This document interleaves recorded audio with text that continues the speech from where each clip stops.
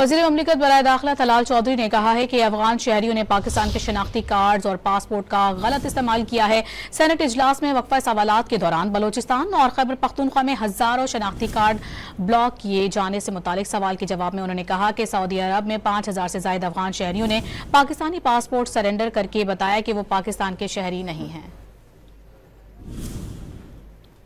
जो है वो सबसे ज्यादा अगर कहीं है तो वो बलोचिस्तान और केपी में है।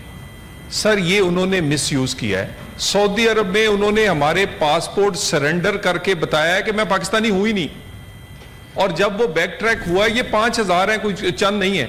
ये एक हकीकत है कि लोगों ने किसी भी इंटरेस्ट की वजह से, किसी इन्फ्लुएंस की वजह से बहुत सारे लोगों के जो लोग थे उन्हें अपने फैमिली ट्री में शामिल किया जो कि पाकिस्तानी नहीं थे। उनके सर आईडी कार्ड्स बने, उनके पासपोर्ट्स बने, लेकिन सर इसमें कोई ऐसी बात नहीं है कि ये कोई सूबे के हिसाब से किया गया है। ये बलोचिस्तान हो, केपी हो, ये सारे हमारे लिए, हम तो पाकिस्तान के लिए वो नादरा है, ना कि कहीं सूबों के लिए सर।